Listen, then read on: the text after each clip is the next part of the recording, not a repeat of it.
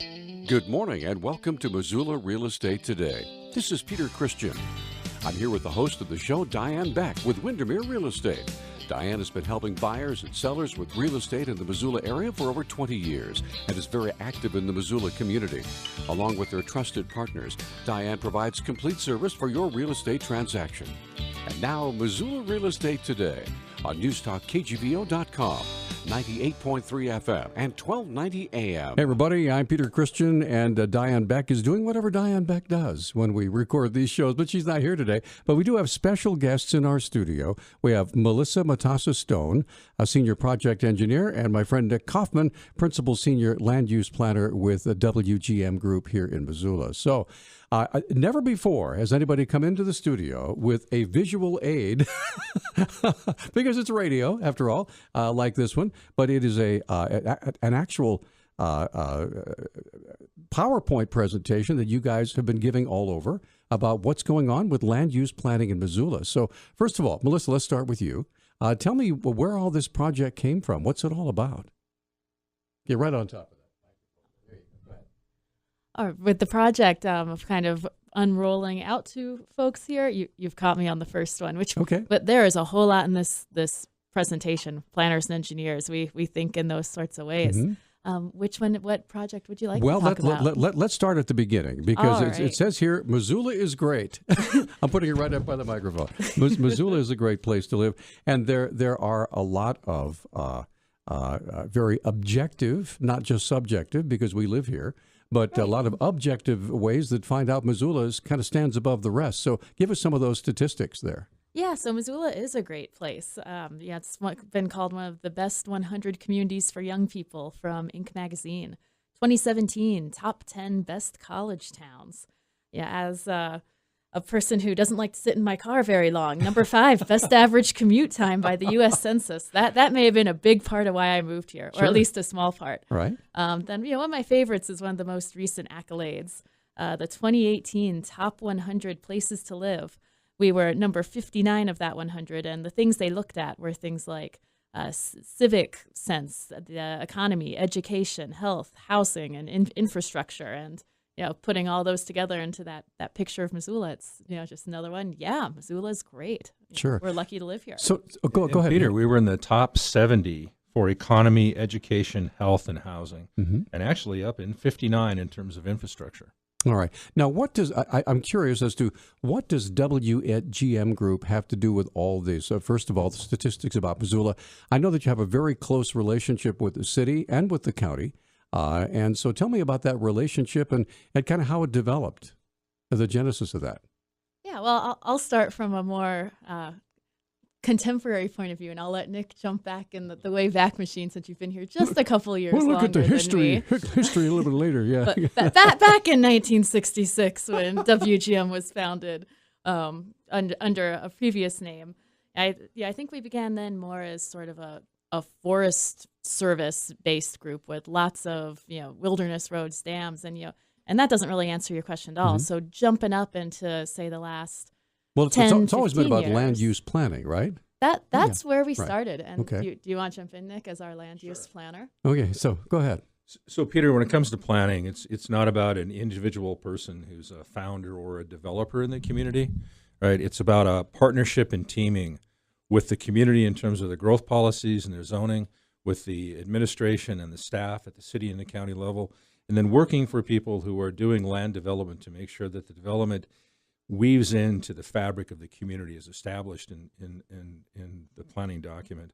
Our byline is community values and inspired futures because of that teamwork and partnership. So when you do planning, wake up in the morning and find out you're a planner, just like you didn't wake up to find out you're a DJ.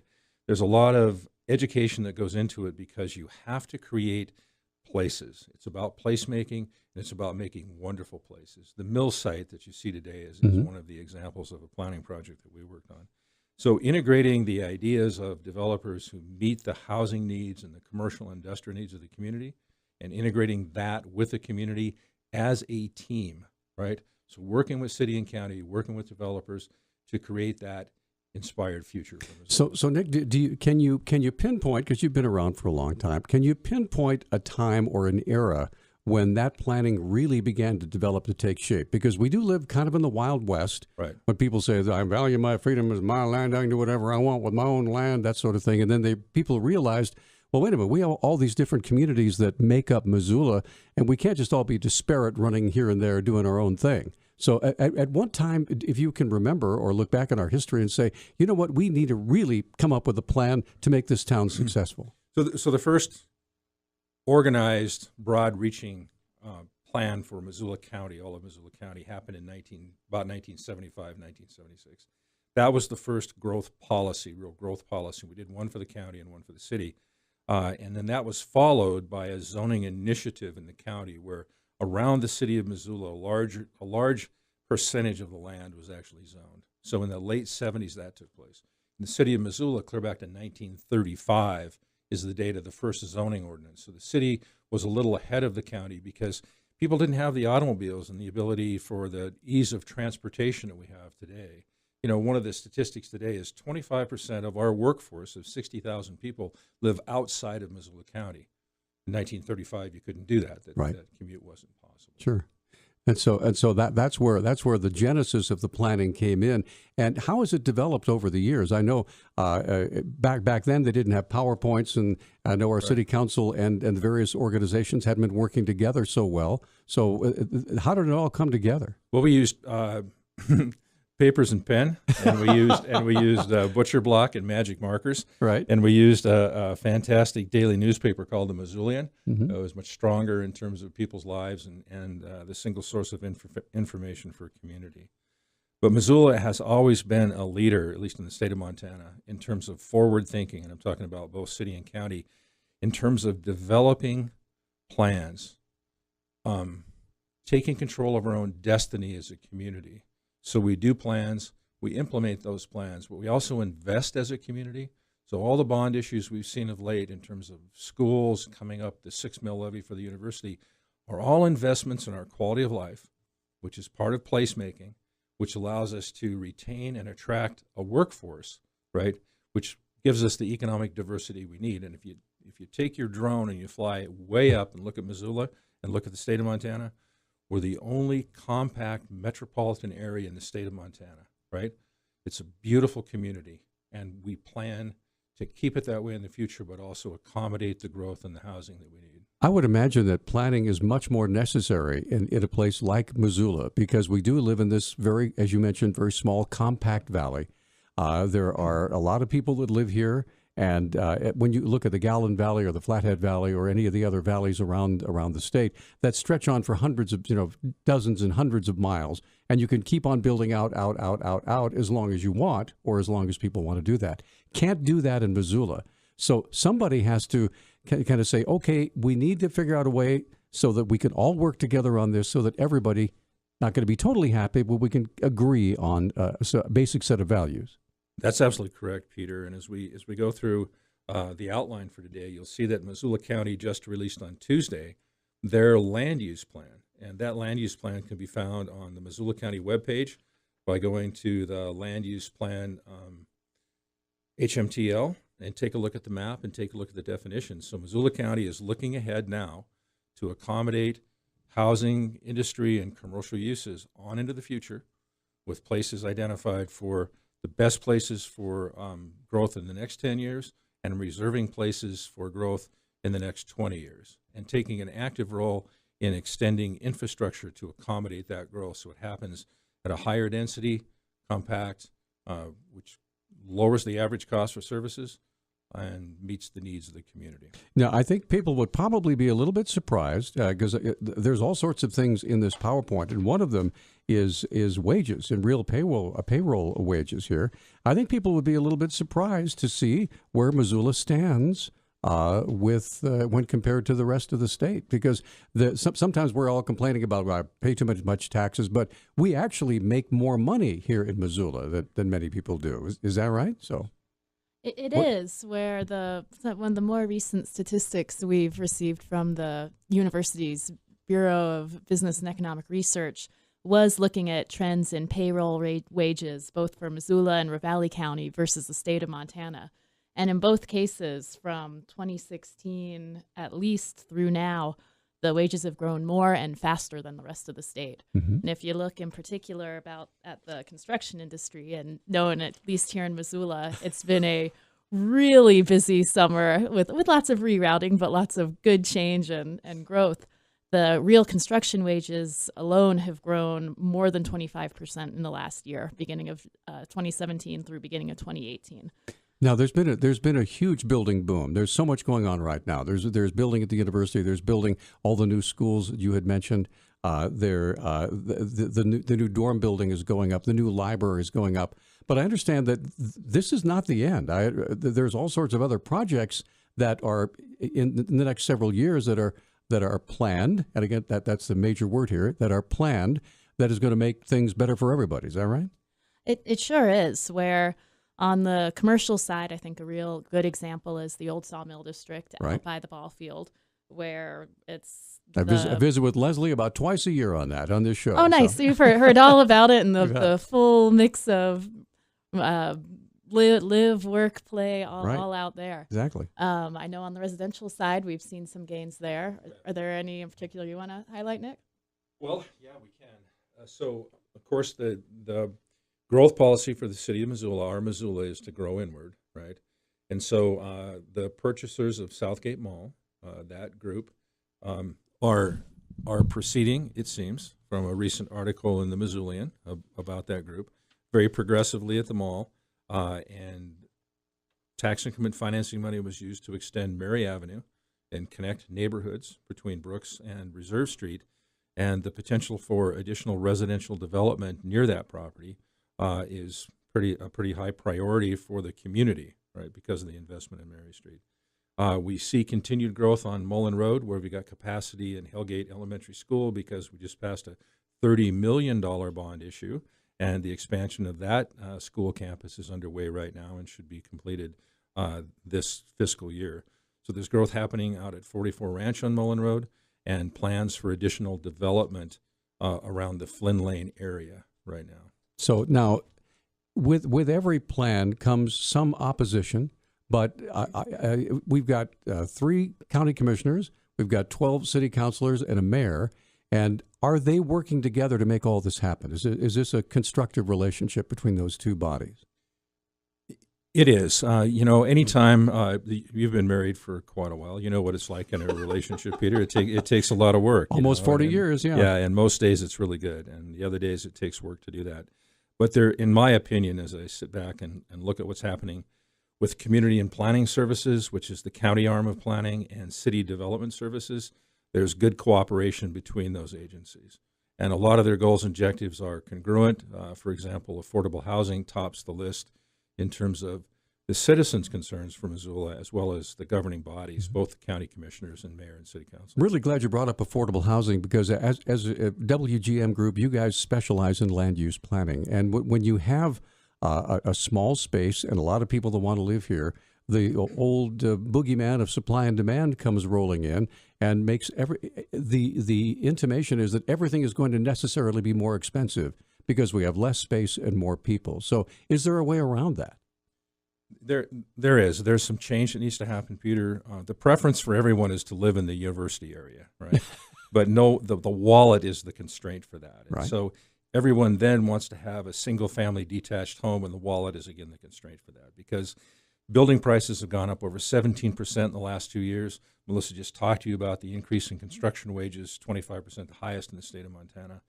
So basically, consumer preferences needs to change to what they can afford, which means smaller lots and perhaps smaller dwelling units, closer in to reduce transportation costs, right? So the household income can afford a dwelling unit as an investment in home ownership and investment in the community, and also be able to afford health care and the support services like transportation. So number one, change in preferences there.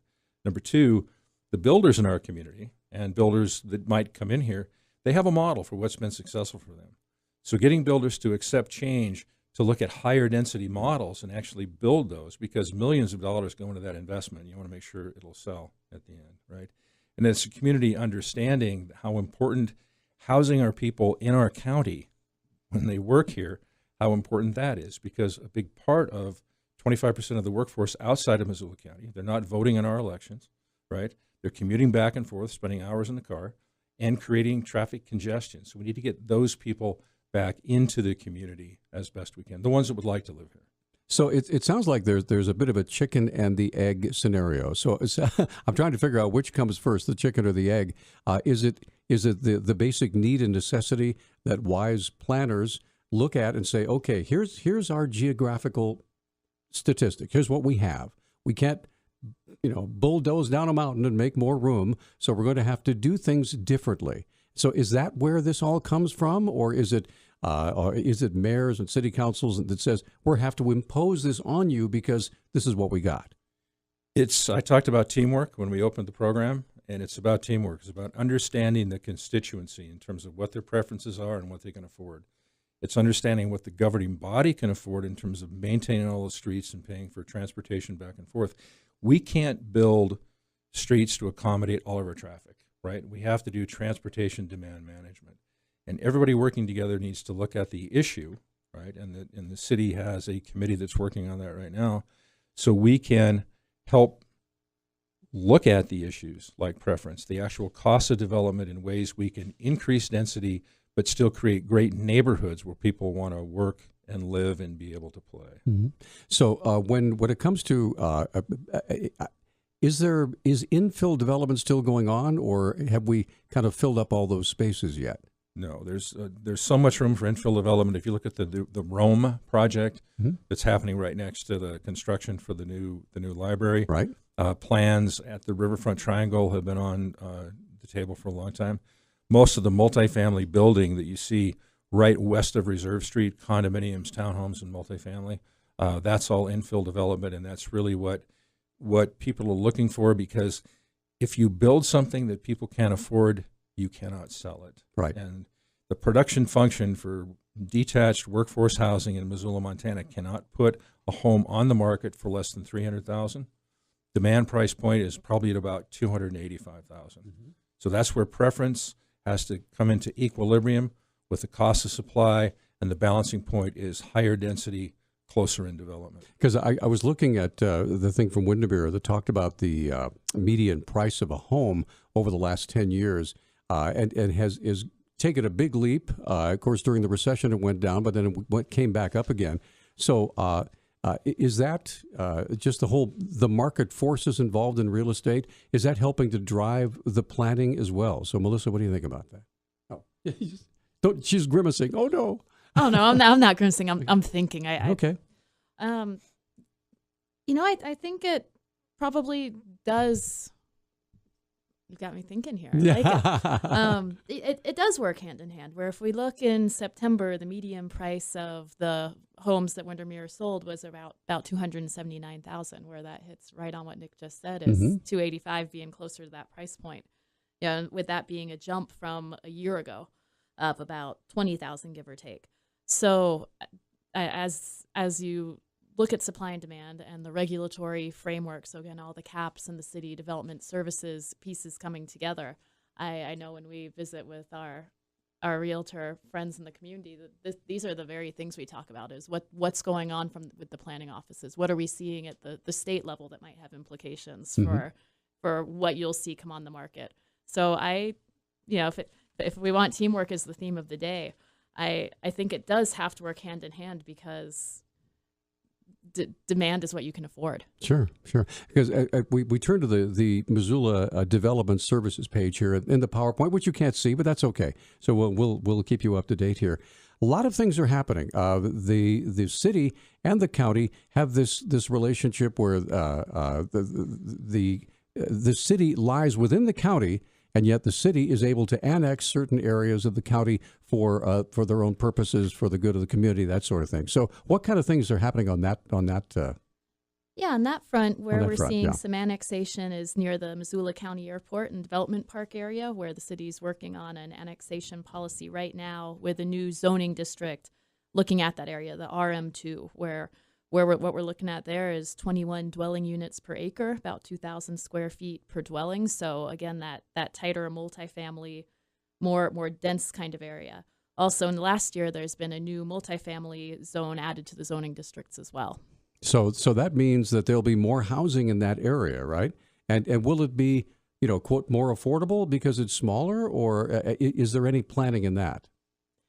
Yeah, Or is it just market forces? I would say market forces are at work there, but what we also see out in that area is with the former Tiger grant, now called the Build grant side of things.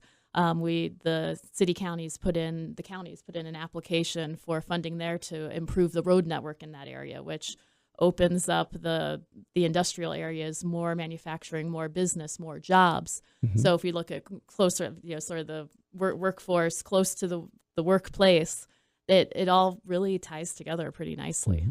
I know that there's one page that I think is interesting that you put this in here, was the water rights issues.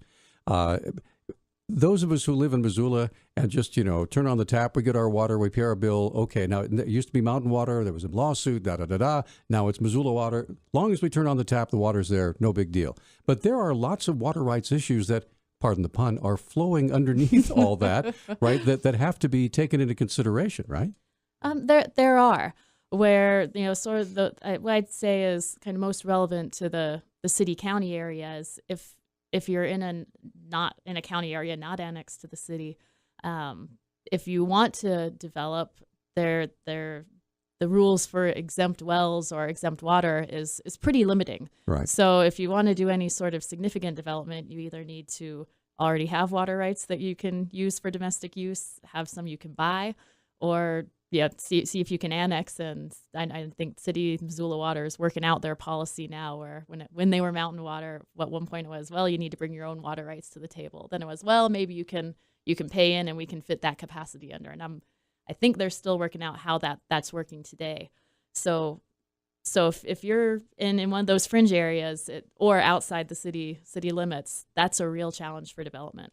What we're seeing right now from the interim committee, water policy interim committee, is that there's no big changes being proposed so far for the legislative session. If you kind of go north a little ways with the Confederated Salish and Kootenai Compact, that's still sitting to await federal action. Maybe we'll see something after the midterm elections. So here's the supposition from an unschooled guy like myself. Let's say I want to build a house out by Frenchtown, all right? So it's not in the city, I'm in the county, there's not a water thing, so I'll just go ahead and dig a well and I'll have my own water. Well, that isn't necessarily so anymore, is it? It all depends. Okay. On where you are, right? Yeah. It depends really how your lot was created, okay, and where you are. Where, if it's been a vacant piece of land and you're not, and there was no subdivision to get it, then yeah, assuming that there is space, you've got enough acreage for a well and a drain field, it can be pretty straightforward. Okay. But if you're the owner of a larger piece wanting to split it down into several to sell, so you could be that new buyer in Frenchtown, right? Where, let's say for maybe an acre plus lot size, it feels like a stretch to say you can get more than maybe 8 to 12. Feels like very little lawn to me, to stay under those exempt well rules, and sure, and really kind of that irrigation piece is way more the driver than what you drink and sweat out. I was just looking at this page here. Just again, we're kind of leapfrogging here, but we had my friend Adam Hertz on Talkback just the other day talking about about affordable housing and how there are various bills that are being proposed to the legislature to try to make it easier for low-income folks to be able to afford a home. So what kind of things is WGM partnering with the city and county to help that happen? Well, on my end of things, and I'll let Nick jump in after me because I think he's probably got some he's working on. I've been looking with Adam and the state-level organization of realtors at the Sanitation Act. So if you're not in city sewer area, but sort of outside those districts, kind of the rules that govern that, looking at streamlining those regulations where it just really where it's kind of at now is cleaning up some of the complexities or things that conflict. So it's more streamlined, should be, I'm not going to say easier to permit, but more straightforward. And that should be one of the roles of government is to try to make things as easy and as hassle-free as possible for the average person to be able to find a place to live and be able to afford it. That should be one of the basic tenets of government, I would think. That sure seems reasonable, within the realms of, public and health safety, that sort of thing. But I think there's some things on the sanitation side that can be cleaned up, and we've been working with Adam and Sam Sill on that side to look at them. What things are you working on that front, Nick? So Peter, WGM Group is involved with the Missoula Building Industry Association and their Government Affairs Committee, as well as with the Missoula Organization of Realtors and their Government Affairs Committee. And so we keep track of legislative proposals. And so Adam, in his time in the city council and then in the legislature, and running again this year, by the way, has focused on the Subdivision and Platting Act because it has grown since 1973. And just a little. As an example, a 2-lot summary subdivision in Missoula County, because of state law, would cost upwards of $40,000 in professional services to take it through the process, about $9,000 in fees and review fees, and the typical time frame is a year. Now, talking about teamwork, we just worked with the Community and Planning Services to do a 2-lot subdivision. We came in under 50% of the expected professional fees, and actually got county commissioner approval inside of 3 months. Wow. So when you work together as a team, right, to try to achieve goals, that's what you can do. And that is one of the benefits of having a relatively small community. We're not huge. We're not like Spokane or Seattle. We're Missoula. And so there are ways that we can sit across the table, get a cup of coffee, and say, hey, how about this? Well, let's propose this. Let's work it out on a piece of paper. We'll submit it. We'll get it done. And boom, all of a sudden you got a new policy. Right. And at the state level, the Montana Association of Registered Land Surveyors, the Montana Association of Planners, and the Montana Association of Realtors will all be working together this year jointly to create effective, efficient land use regulations that protect the public health, safety, and welfare at a reasonable and appropriate level. And when you say a reasonable appropriate, are you talking cost? Or are you talking regulations? Time frame and cost. Okay. Yeah, right. Just think of it for a minute. Right. A year ago, to create one additional lot for sale, a 2-lot subdivision, to think you'd spend $40,000 plus $10,000 in review fees and take over a year to get one home for sale? No. Well, believe it or not, folks, we only have about 2.5 minutes left in the program. So we haven't talked about fires and floods yet. So let's, I understand you put this in here for a reason about the impacts of the flood and, of course, the fires that we had in 2017 as well. Yeah, we did put those in there for a reason because we've spent a lot of time talking about why Missoula is a great place and how carefully planning land use really is a big part of the things that make Missoula great. But there's other things that we have less control over, where it doesn't matter how great it is when your lungs hurt in the summertime. So there's a lot of pieces I think are on the periphery that really feed into that great place of Missoula in that realm. So kind of before going into the recovery, I'd say just point out some of the things that are going on is spring of this year, CAPS, Community and Planning Services, put out their Community Wildfire Protection Plan. Climate Resiliency Plan being put together. I know Climate Smart Missoula has recently been working on an inventory looking at schools, elderly facilities, community places, looking at their HVAC systems to see if there are HEPA filters and just keeping those places as safe as possible for our most vulnerable people. So basically what I hear you guys saying is the work never really ends because it's a process, and each step you take, you see a few more steps being lit up along the way, right? Yeah. I think so. Where if you're if you're not changing, you're stagnating. So real quick, we're running out of time. So if we want to reach, call WGM and maybe find out more about this, where can we go? You can find us on the internet, WGMgroup.com. You can give us a call at 406-728-4611. Both myself, Melissa Matassa-Stone, and my colleague Nick Kaufman would be happy to talk to you. Thanks, guys. Appreciate it. That's going to do it for Missoula Real Estate Today. Thanks for tuning into Missoula Real Estate Today. We hope you found the information over the last 30 minutes to be helpful. If you have any suggested topics for future Missoula Real Estate Today programs, or any questions about buying or selling real estate, please email Diane. Here's the address.